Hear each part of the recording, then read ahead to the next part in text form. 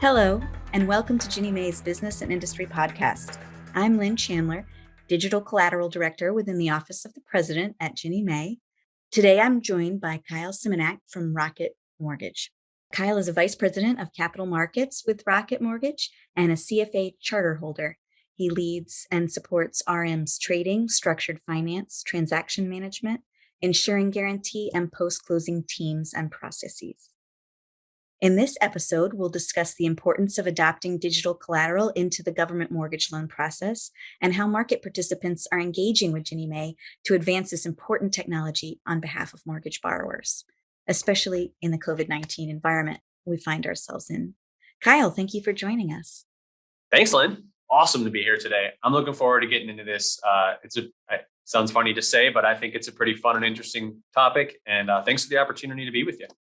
Yeah, I agree with you. I actually think this stuff is fascinating, so I'm glad to have you.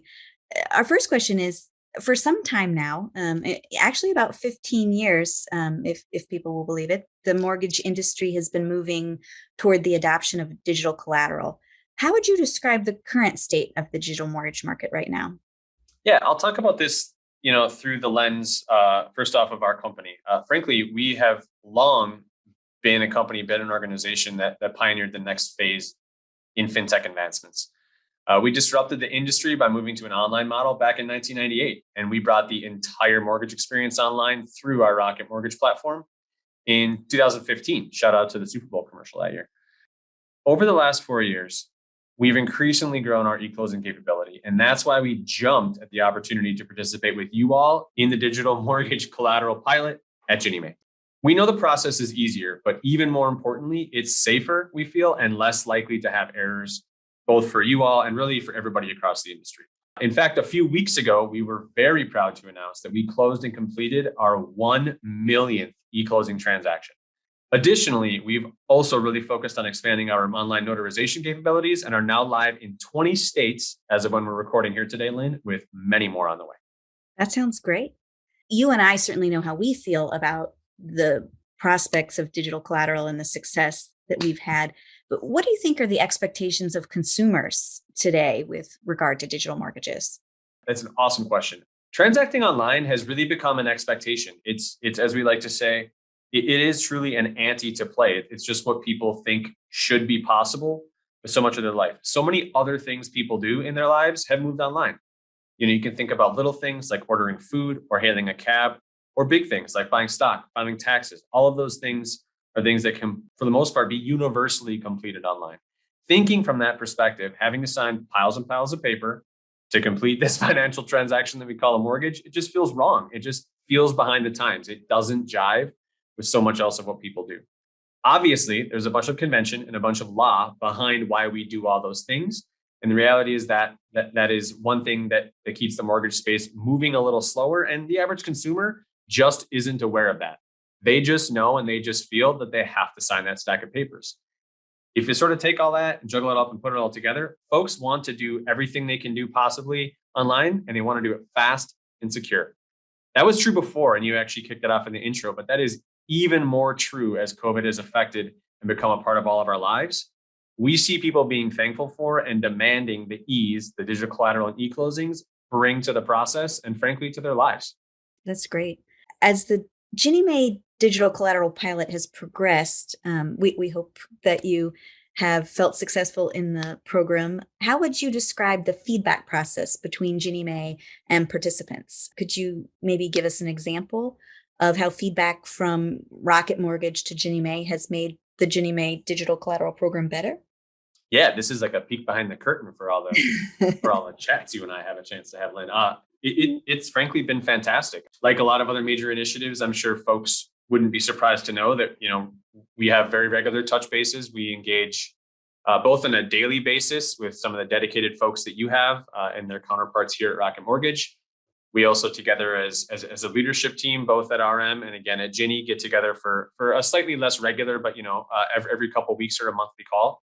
The engagement has been awesome. In terms of how the feedback loop has worked, I would say there's a couple of recent small wrinkles that we've worked on that frankly haven't popped up in some of the other e-closing scenarios with investors other than Ginnie Mae. There are some things that are important to know as people step into the pilot about how Ginnie Mae is just a little bit different. And one of the great things about partnering directly with all of you, Lynn, is that we can actually have some of those conversations in real time and tackle together some of, it sounds funny to say, but some of like the very newest and very most cutting edge little wrinkles and problems that we have to literally fix here at the front side of this process, just kicking off for the first time. So the engagement with you has been great.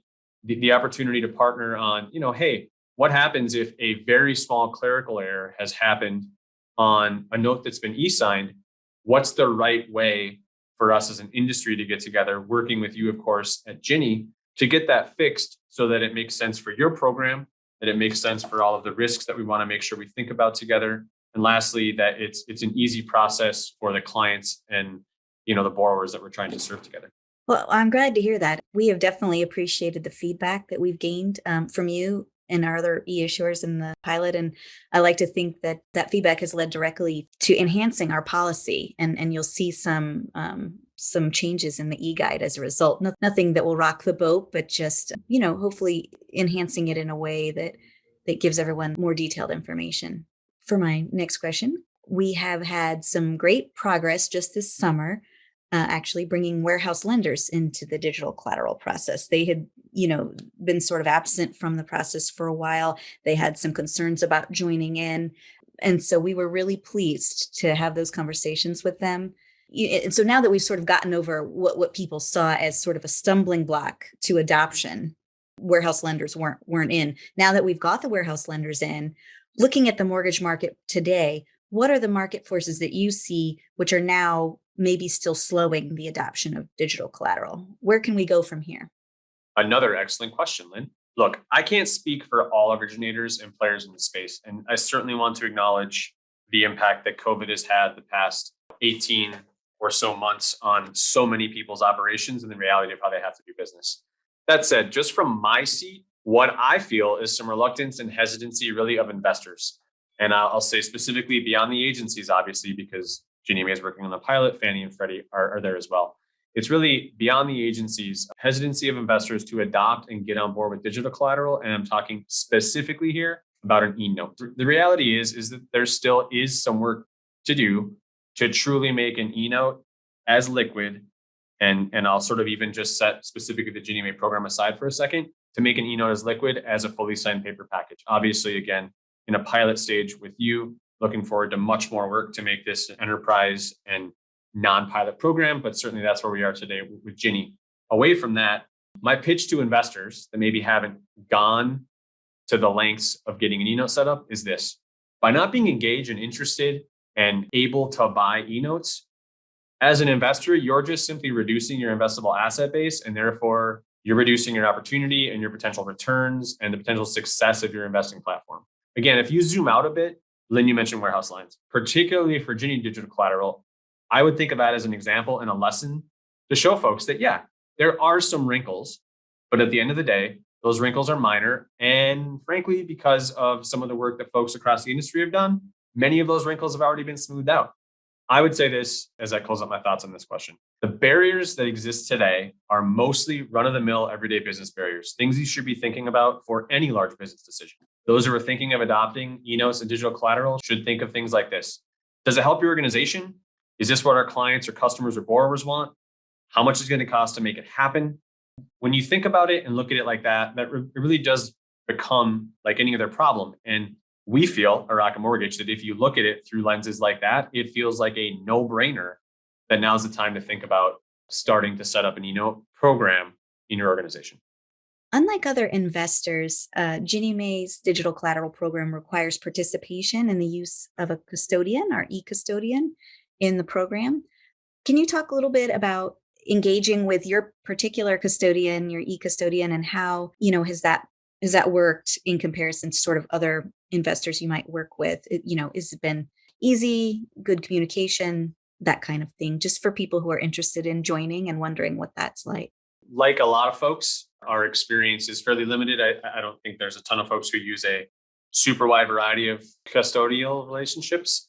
That said, it's been excellent for us. I found the custodian that we use incredibly receptive to the program, to being a part of the pilot, frankly, to understanding and knowing that there would be some things to work out and we'd have to work on together along the way. And so in just one sentence, I would say it's been very easy and truly like a very enterprise level supported experience from our custodian.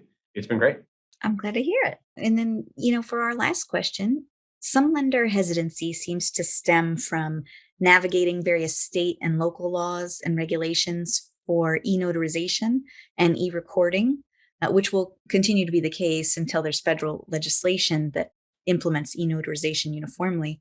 But can you talk about the advantages of a hybrid model where, for instance, the security instrument remains in paper, but the majority of the other closing documents are e-signed, including the e-note?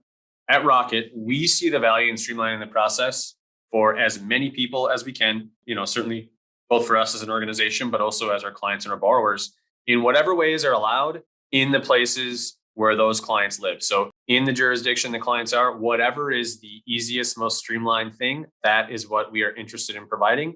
Of course, we would like it to, move towards a truly remote notarization experience. Reality, as you said, that's not always possible. So we're a fan of doing whatever we can, wherever people are.